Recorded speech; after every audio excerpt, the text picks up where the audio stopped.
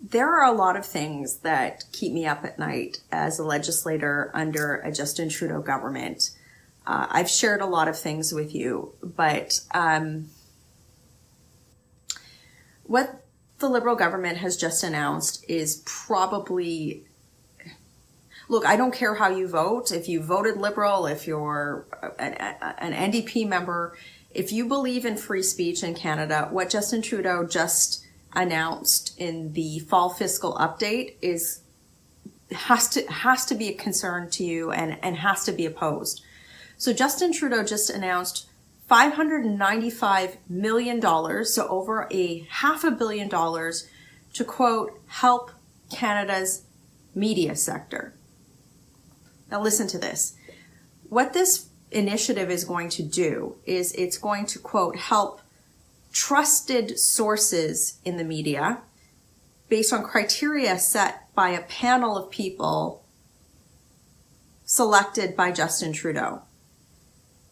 What this amounts to is Justin Trudeau buying journalism in Canada. I'm not making this up. If you go onto the Globe and Mail, National Post, Twitter right now, everybody's talking about this.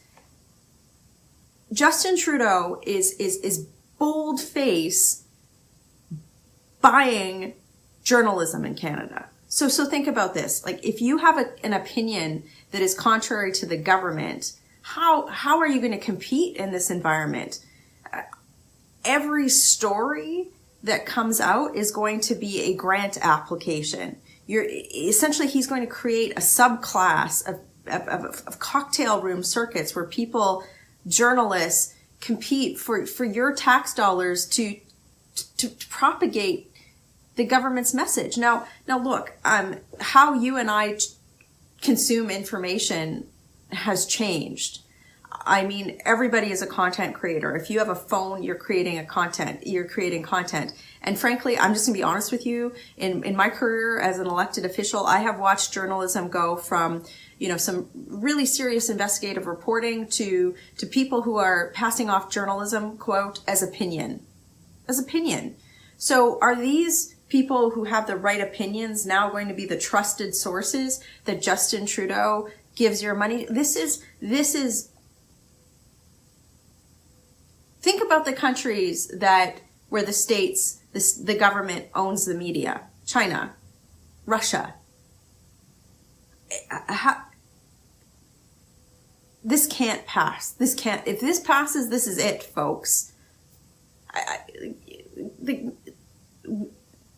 I cannot state strongly enough how wrong this is. I mean, where does it end after this? If the government is in charge of giving tax dollars to who they think should be able to report in this country, I mean, it's over. That's it. I mean, I don't even know why I should bother or why you should bother. It was scary enough when he was talking about censoring, quote, fake news and all of this sort of stuff. And, you hear about Facebook changing their algorithms and YouTube changing their algorithms. But this is, have you set up on a weird angle? Because I'm trying to process this. This story just came out, but this is what the Globe and Mail says. The goal is to, quote, protect the vital role that independent news media play in our democracies and our communities. But how do you have independence of the press when the government is selecting who gets money to survive? You can't. There's no possible way you can do that. And look, if news organizations can't figure out how to translate their reporting from traditional print media to Facebook or to YouTube or to Twitter or whatever, that's not the government's problem. Journalists should be able to figure out how to translate from a printing press to a digital media, right? Again, you're going to hear a lot more on this, but this is a hot take. This is something that's just been released in the last half an hour. I can't even believe that I'm reading this, but we can't fight this alone. This has got to be every Canadian Even if you support Justin Trudeau, even if you are a dyed-in-the-wool liberal supporter and you hate me or you hate whoever, if you believe in free speech, if you believe in journalistic integrity, you cannot support this. And to any journalist who is watching this, if you take this money, you are no longer independent. You are beholden to Justin Trudeau, and you are supporting the death of free speech in this country, and you should not be trusted. If you take this money, you are by definition not a trusted source. This is it. So please research this. I will post the link in the top part of the story, but please share this video. Please get people to read this story. This is it. This is something that is worth fighting for. This is the hill to die on. This has to stop, and I don't care what your political stripe is. You can't let this happen. You cannot let government dictate who is a trusted source in media. Then there is no difference between us and countries that have state-run media. What's next after this? What's a trusted source on the internet? What you can post on the internet? What you can see on the internet? What you can say in a public forum? The government, by definition of free speech, if we have free speech in this country, the government should not control who is a trusted source. That's our responsibility to determine. Using critical thinking. Please oppose this. Please share this video. Please get the word out far and wide on this. Talk to your neighbors, talk to your friends. I'm sure we'll be starting petitions, but I just wanted to get this word out to you right now. This has to stop. This cannot be allowed to happen. I'm going to go back to the House of Commons across the street right now and try and push back on this. But you need to get this word out. You need to help us oppose this. Working hard for you in Ottawa. Have a great evening. How could anyone not like you, Michelle Rempel, member of the Canadian Parliament? You said that to camera, off the cuff, with no notes, passionately, logically, intellectually, clinically, and appropriately. And my take on that is that here is yet another social democrat, socialist in other words, Justin Trudeau, the Prime Minister of Canada, just like his father, Pierre Trudeau, acting like all socialists do. Spending someone else's money to bring down free speech and make it a closed environment so only the friends of the government get financial support. If that's not the next stage towards Venezuela or North Korea, I don't know what is. And because it doesn't directly affect people, it's imperceptible. And the people will no doubt let it go, and they'll come up with lots of reasons as to why it's okay, and why indeed it's a good thing. Because, listener, as I have said many, many times in the Booms and Busts podcasts, socialism, communism, fascism, the cronyism, they are all on the spectrum, and once you take one step, you then have to take a second and then a third, and you have to keep going down that road. And the reason why we in the West have generally not gone down that road for decades is because, partly due to improved communication, improved opportunity to exchange ideas. In other words, bring about free markets and capitalism, relatively speaking, which brings back the socialism that they bring in. So it's like 1.5 steps towards socialism, 1.25 steps towards capitalism. And we know that socialism is winning. Good morning, good evening, and good afternoon, and welcome indeed to the Booms and Busts podcast. My name is Jonathan Davis. Today I'm recording this on Tuesday, the 4th of December at, I've just covered up my clock, at about 3:30 in the afternoon.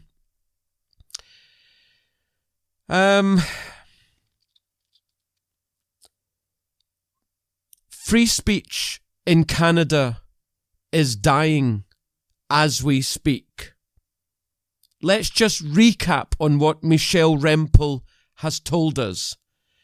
Trudeau just announced a near 600 million Canadian dollar initiative to give money to, quote, journalists, unquote, who are, quote, trusted sources, unquote.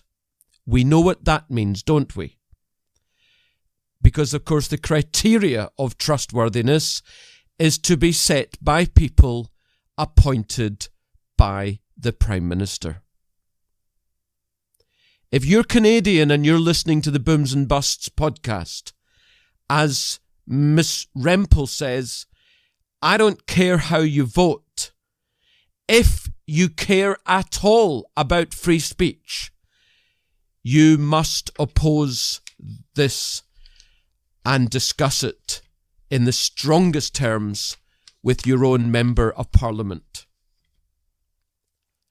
Talking about socialism, I've oft-times mentioned the huge Chinese company Alibaba, which the uninformed, or the misinformed, should I say, they say, oh, it's like the Chinese equivalent of Amazon. Well, actually, no, it's not.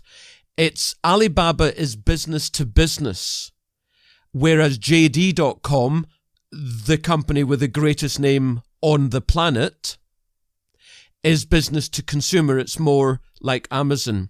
Well, the founder and chief executive of Alibaba has announced that he will be retiring after some 20 years doing the job and becoming, of course, one of the richest men on the planet. I mean, Alibaba is a $300 or $400 billion company. And isn't it funny that a few weeks later he has announced that he has become a Chinese Communist Party member? And as someone said, this is the new face of the animal farm. Quite frightening, really. So we're going to continue to spend some time looking at political issues. Then we will dive straight into economics and markets.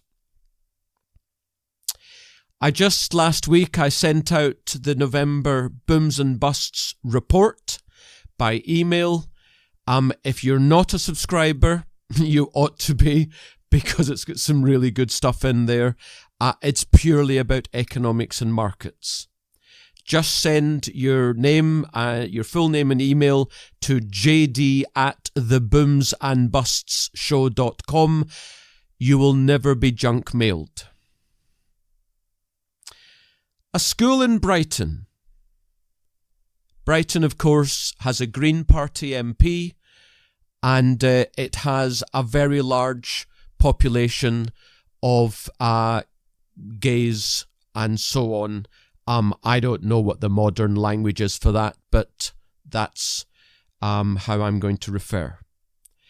A single school in Brighton has 76 students who identify as transgender. 40 of them don't identify with the gender they were assigned at birth. Note the phrase, were assigned at birth. How do you get assigned a gender? You're either a male or you're a female by dint of biology. And the other 36 say they are gender fluid. the great Canadian professor, clinical psychologist, no less, Jordan Peterson, he makes what he calls an obvious prediction. I fear greatly that in 10 to 15 years' time, we will find ourselves with a slew of young adults with mutilated bodies, no sexual function, who will turn round to the National Health Service and ask, "Why did you let me do this?" Today is the 4th of December. Almost 10 days ago was November the 24th. Holodomor Remembrance Day. 86 years ago, the communist Bolsheviks genocided nearly 10 million, yes, you heard right, Ukrainians in one of the worst genocides in human history. Never forget, listener, the evils of communism. And never forget that cronyism is the first step towards socialism, which then leads to communism and fascism.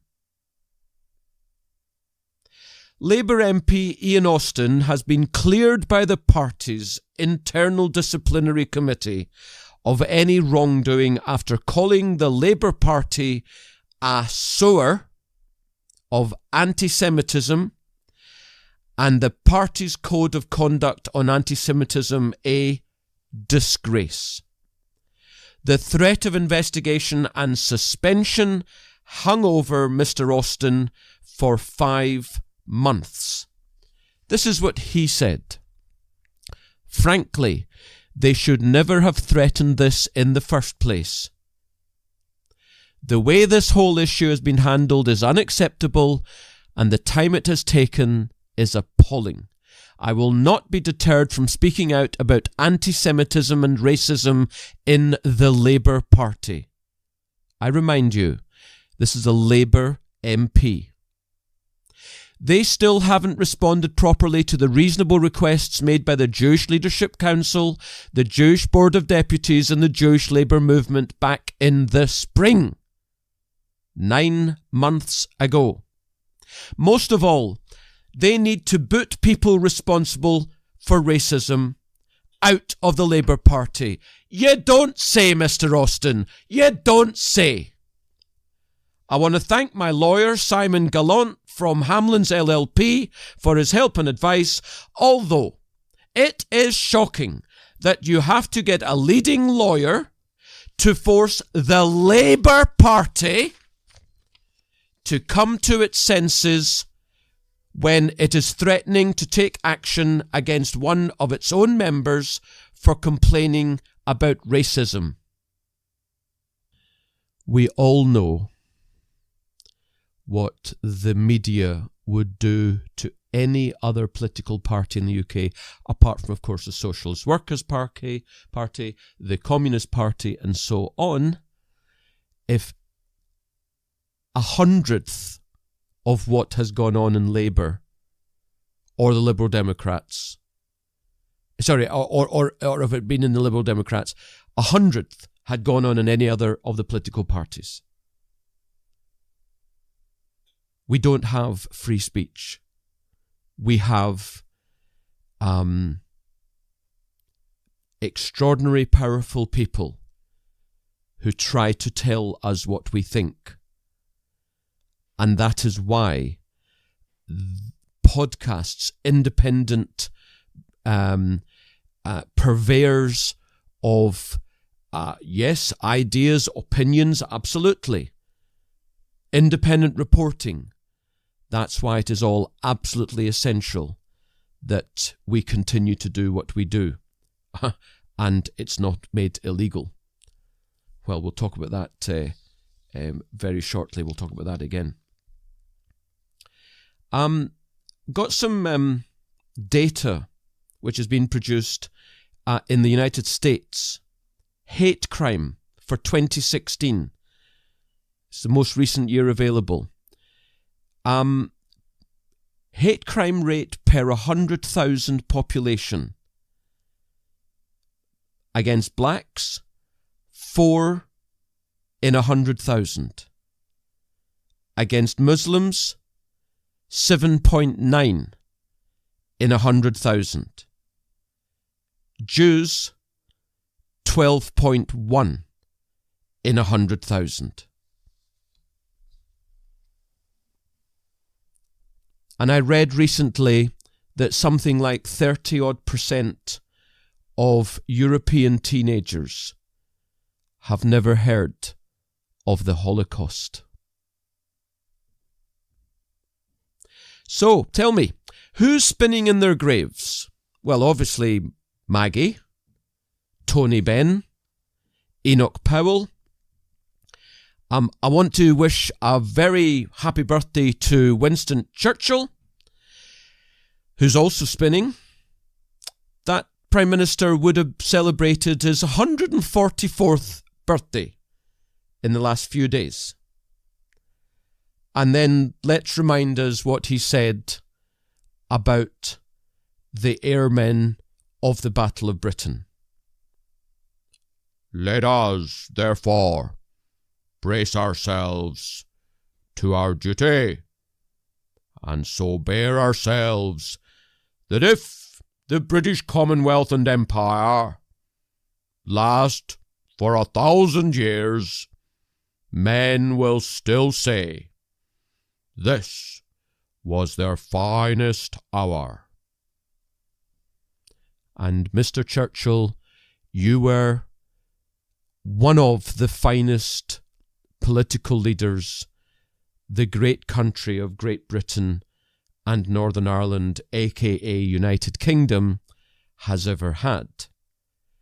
I would say you were equally as good as the greatest Prime Minister we had in the 20th century, of course, Margaret Thatcher. So, I'm not going to spend too much time on discussing what everybody already knows about what's going on about Brexit, aka Bremain. But I just want to point out about the Confederation for British Industry, the CBI. It has endorsed, of course, as you well know, Theresa May's draft withdrawal agreement, which incidentally, of course, is going to be voted on in Parliament next week. Let's remind ourselves of the CBI's long and distinguished history of political calls. In the 1930s, the CBI supported appeasement with Chancellor Hitler. In the 1940s, the CBI supported grand nationalisation. In the 50s, it supported state planning. In the 60s, it supported the industrial relations in smoke-filled rooms. In the 70s, it supported price controls. In the 80s, it opposed being tough with the Soviet Union. In the 90s, it supported the exchange rate mechanism. In the 2000s, it supported joining the euro. And in this decade, it supports Remain. Not exactly a laudable record. Talking about the withdrawal agreement, Lord Ashcroft, a Tory, is a billionaire, and he does independent, so I gather, they're independent polls. And he did one last week, which produced the following results. 46% of the population would vote to reject the withdrawal agreement. 46% would vote to reject the withdrawal agreement. Not even a half of the population. Isn't that interesting? How is it possible it's not even a half? Well, if I tell you that only 48% of Leave voters would vote against the withdrawal agreement, there is why not even a half of the British population would vote against it. And if I tell you that only 39% of Conservative voters would vote against the withdrawal agreement, this is the reality, folks. Interestingly, 57% of Labour voters would reject it, but then again, it is a quote Tory unquote draft agreement. Well, of course, it's 2/3 Tory because 1/3 of the Tory party doesn't like it, of the Tory MPs. Now, this Sunday, the 9th of December, Tommy Robinson and UKIP, by the way, of course, Tommy is now formally an advisor to the UKIP leader, Gerard Batten, MEP. The two sides, Tommy Robinson and UKIP, are teaming up for a Brexit march against the establishment's sellout of Brexit. So far, so good. Tommy has slammed Theresa May's Brexit sellout as, quote, the biggest betrayal of a democratic vote ever, unquote. Couldn't agree more, Mr. Robinson. Now,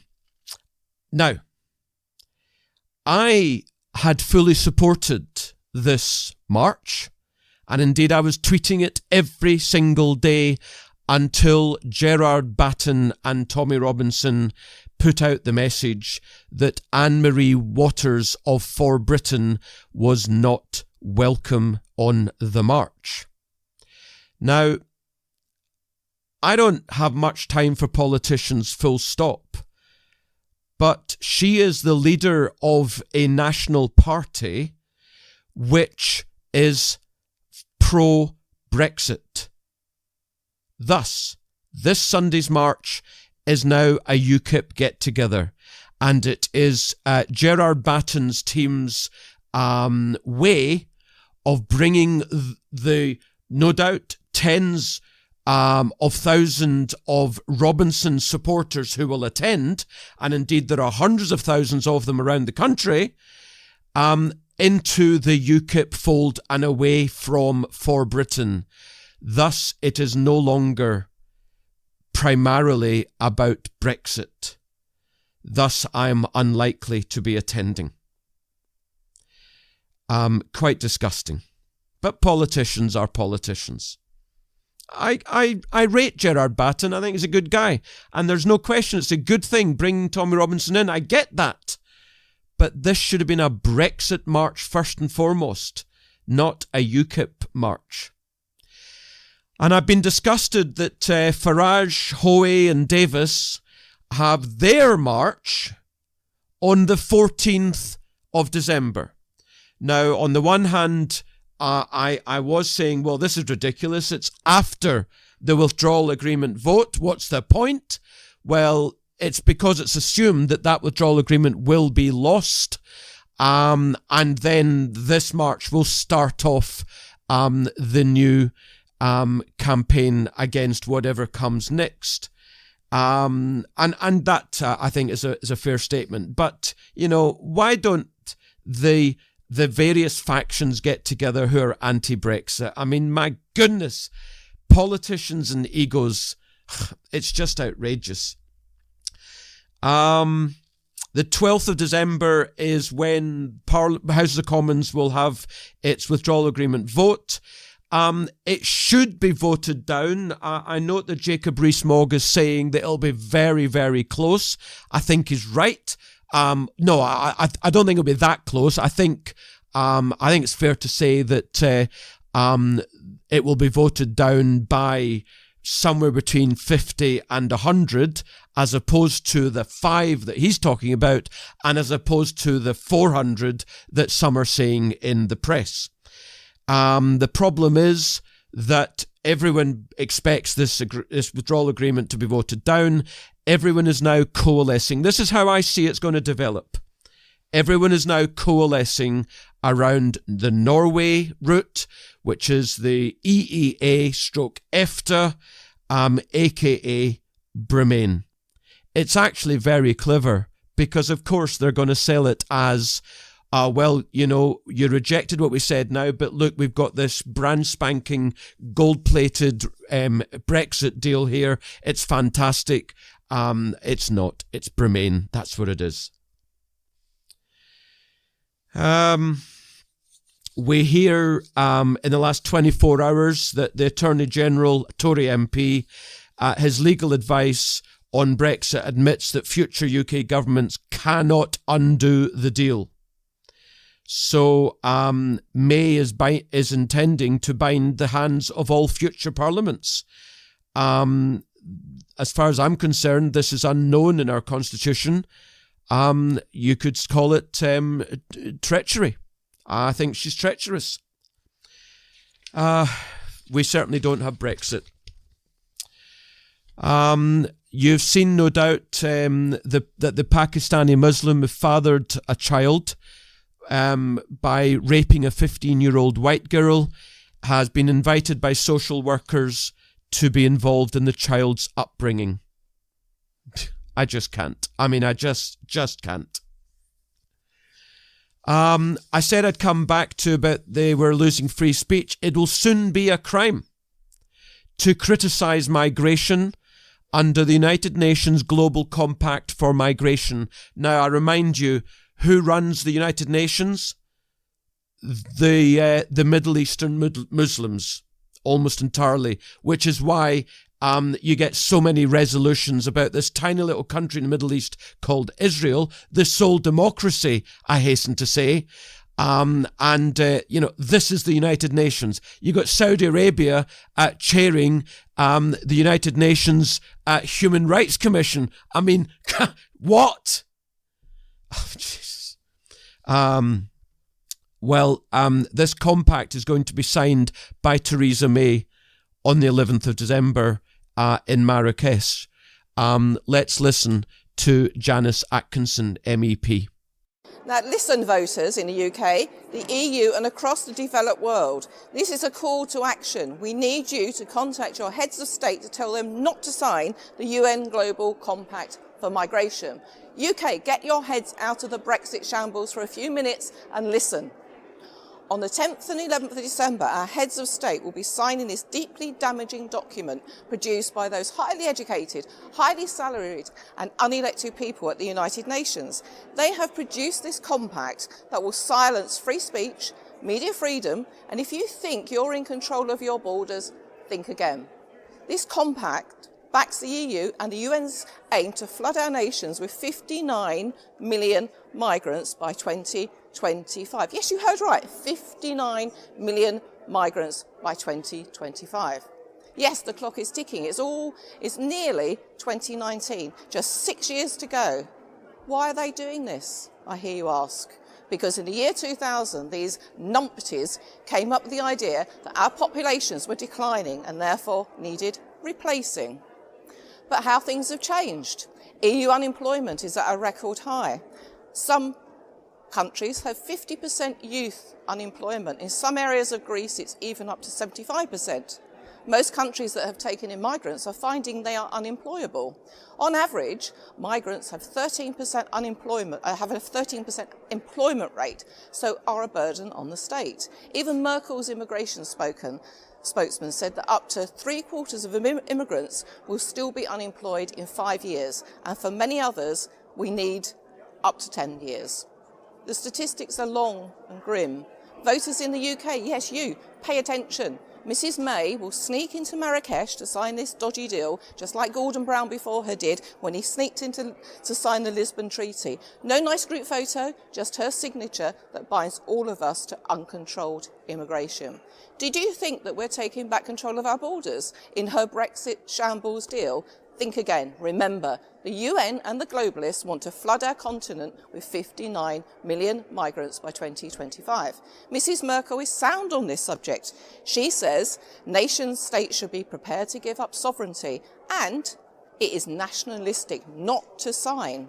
So, UK citizens, did you think that Brexit means taking back control of our sovereignty? Not with this globalist deal.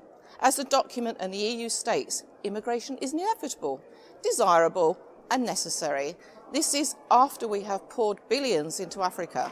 Africa is rich in resources. We should be encouraging them to stay at home. Did you know that Africa's population is 1.2 billion? Europe's is 741 million. And did you know that the UK, Europe, China, India and Japan combined could fit inside of Africa? And then there is the Middle Eastern immigration. These two continents pouring into our countries is unsustainable. In the compact, there is no provision for how much this is going to cost. The infrastructure needed, yet they bang on about climate change, sustainability and overcrowding. And there is the complete absence of democratic deficit of this compact. No one asked the voters whether we wanted this. No one asked us if we wanted our culture and identity crushed. And why? Because they know they would never get this past the voters. And then there is the serious question of free speech and how we refer to migrants, refugees and asylum seekers. In their eyes, they're all one. Children will take precedence. Sounds sensible. Not really, because it will encourage migrants to people traffic their children for eventual family reunification. We will not be allowed to use the term migrants or illegal migrants. They all become irregular migrants. The media will be told what to write and the language to be used. Social media will also be controlled more than they are already. It will be illegal not to use their prescribed language. There is a lot in this compact that needs to be stopped. So what can you do? Write letters, not emails, to your elected representatives. We are not alone. The US, Australia, Israel, Slovakia, Austria, Bulgaria, Poland, Hungary, the Czech Republic are not signing. More are joining every day. If we don't stop our heads of state signing this document, then you can say goodbye to democracy and your way of life. Get to action, people, and get in touch with your heads of states and stop this global compact being signed. So there you have it. Pretty frightening, and it's going to happen in next week, a week from today. And they are closing down free speech globally. It's this is what's happening. Global socialism. Let me remind you, in March 1933, Adolf Hitler suspended the parts of the Weimar Constitution that protected free speech. Yeah, it's just amazing. Thank you to those listeners who retweet the show. Look on the Booms Busts show Twitter account, and the pinned tweet is the most recent podcast. The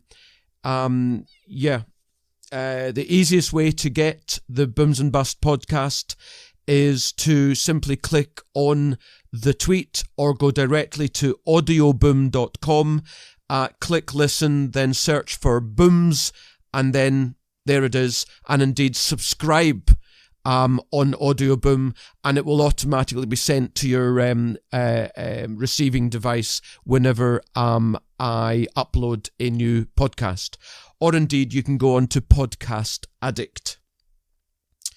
Finally, on sort of politics, do you know the number of people who go bankrupt each year because of medical bills in the following countries is 0? UK, France, Spain, Portugal, Denmark, Australia, Iceland, Italy, Finland, Ireland, Germany, Netherlands, Sweden, Japan, Chile and Canada. Do you know how many go bankrupt due to medical bills in America in a year? 643,000. Who brought in the current system of medical in the United States? Socialist, communist, Barack Hussein Obama. So, economics at 38 minutes. We haven't got that much time. It's an hour-long show. The cost of various food items has been soaring over the last year, fresh vegetables up 26%, cauliflower up 66%, lettuce up 49%, carrots up 53%, fresh fruits up 24%, strawberries up 54%. Clearly, we have rising inflation. The markets suggest that in the United States, there will be another rate hike this month, although it's by no means guaranteed as it has been the last few hikes. I've been able to say in advance it's definitely going to happen. It's very likely going to happen. They'll go to 2.25% in America this month in 2 weeks' time. However, the markets are also saying that there's only going to be 1 more 0.25% rise next year. So in other words, 2.5% by the end of next year. So they're talking about slowing down the rate rises. And if we have rising oil, rising crop prices, rising industrial metals prices, rising energy prices, it just means by slowing down the rate of interest rate increases, that we're going to have higher and higher inflation. Cannot possibly be a good thing. Eventually, of course, if inflation does get out of hand, they'll have to slam on the brakes and sharply raise rates. In the UK, we have, of course, a maximum theoretically of 3% on consumer price index. I think we're looking at breaching that 3% next year. I think we should expect 1 or 2 interest rate rises in the UK next year. Because remember, we've only had 1 rate rise in the UK, whereas in the United States, they've had 8 over 3 years. We've had 1. So, I think we're looking at going to 1 or 1.25% in the UK next year. The economic data, the composite figure for manufacturing and services for the Eurozone came out, and the headlines were more gloomy data from the Eurozone. The figure is down to 52.4. Remember, below 50 is contraction, above 50 is expansion. Well, as far as I'm concerned, 52.4 is expansion. So how's that gloomy data? Don't listen to the mainstream media, listener, not if you're investing. I want to point out to you that looking at the last 7 United States recessions, going back to the early 1970s, it's practically 50 years of data. The leading economic indicator turned negative year on year ahead of every single case of recession. It's just been announced at positive 5.9%. It's up 5.9% on last year. Don't expect a recession in 2019. Quick pointer of history. President Jackson from 100 to 200 years ago, I don't exactly know when he was, he deserves a cherished place in the hearts of all Americans. But of course, no one knows Jackson, do they? By the time he left office, for the first and the last time in America's history, he wiped out all of the government debt. Now, markets. I want to tell you that up until last week, we have had a record share of investment asset classes posting negative total returns up until, as I say, the end of November. That is about 90% of asset classes posted negative returns in the year to the end of November 2018. And that's Deutsche Bank stats going back to 1901. That's how bad this year has been for the investment world and for investors. I hope you've fared better.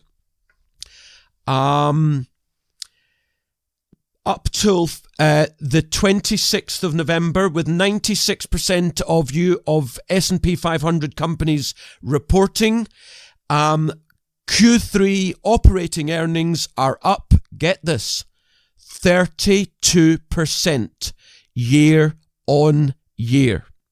32% increase in operating earnings. It's the highest growth rate in 8 years. Do not listen to the doomsayers in the media. Stop subscribing to them. Unfollow them on Twitter. In the third quarter of 2017, we had $31.33 of operating earnings, according to the S&P 500. This quarter, it's come out at $41.52. That's a massive jump year on year. Don't listen to the doomsayers. I talked at length previously about how Walmart is going to compete against Amazon. Finally, we're going to have competition in that space. Walmart's e-commerce business grew 43% year on year. Walmart's coming for you, Jeff Bezos. And finally, on this score, November, we've clearly seen the end of November. It has been one of the worst months for investor sentiment on record, which is remarkable because we're within a few percent of all-time highs. Only 6 months in the history of US markets has seen a bigger drop in the share of Americans who think stock prices will be higher in a year's time. And that data stretches back approximately 30 years. So when you get such negativity in investor sentiment, it generally starts off a major bull market. I'm looking at a chart of the S&P for 2018.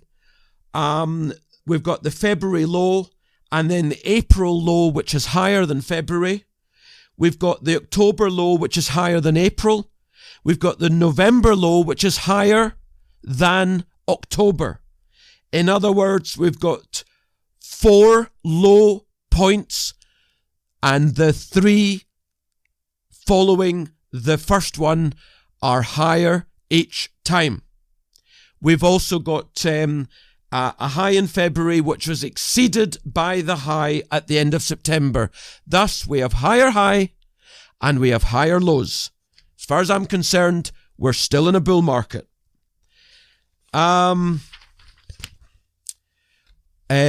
US equities relative to world stock markets outside of the US have never been higher since 1950.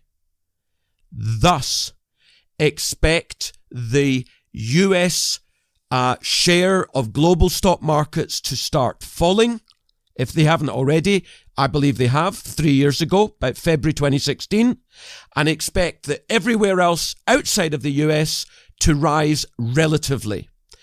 And that is not surprising, especially if we're in a general bull market. If we're in a general bull market, you'd expect world ex-US to grow faster than US. And furthermore, you'd expect emerging markets to grow faster than developed markets to grow faster than the US. That's monthly, that's data from Bank of America Merrill Lynch. Right. Let me tell you that real interest rates, that's the interest rate above or below CPI, before a recession started, going back to 1960, the average real interest rate is 3.4% above inflation. Where are we today? The real interest rate, the base rate is 0.8% above inflation. As I say, before a recession going back to 1960, the average real rate has been 3.4%. We're currently at 0.8. Do not expect a recession in 2019. Moving on to markets. Hedge funds have raised their bullish bets on the US dollar to the highest since January 17.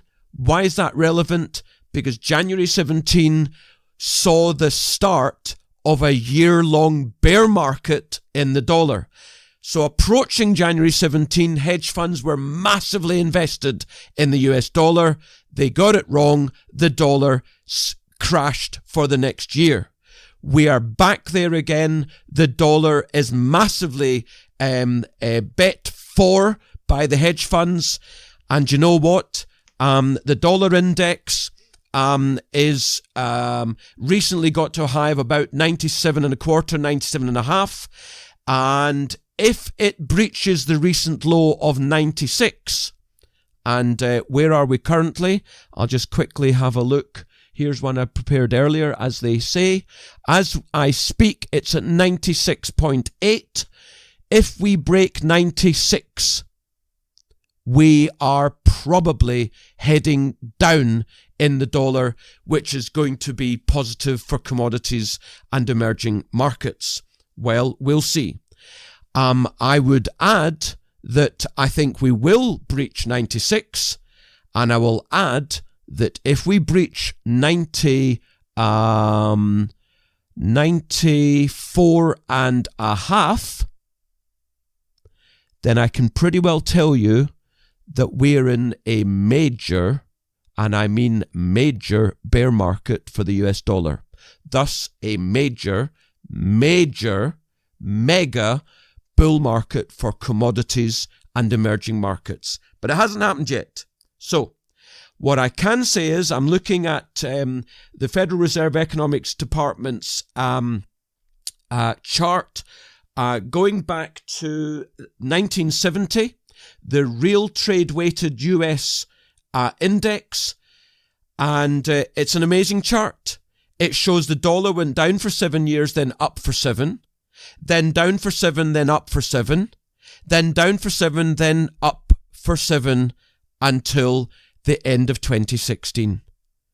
Quite utterly remarkable. Well, let's see what happens.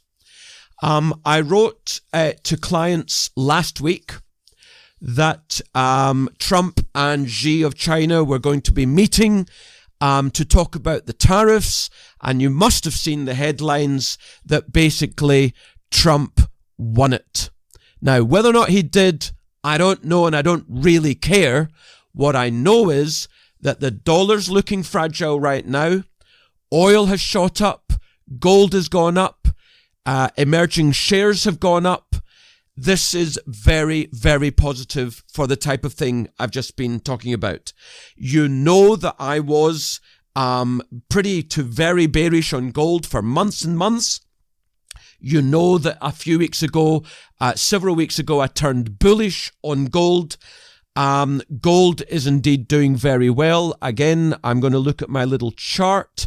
Let me just go there. It's currently at $1,238, up another 0.6% today. If it breaches 1240, then it is going to the 200-day moving average, which currently stands at 1257. If it breaches 1257, it seems likely to me that it's going to the high 1300s, 1370, 1380. That's how it seems to me. And yes, I think that's what's going to happen. I think we are going to go to the high 1300s, and miners, and particularly small miners, are going to do fantastically well. Now, I did need to check my time. I think I'm running out of time. No, I've got a couple of minutes, which is good.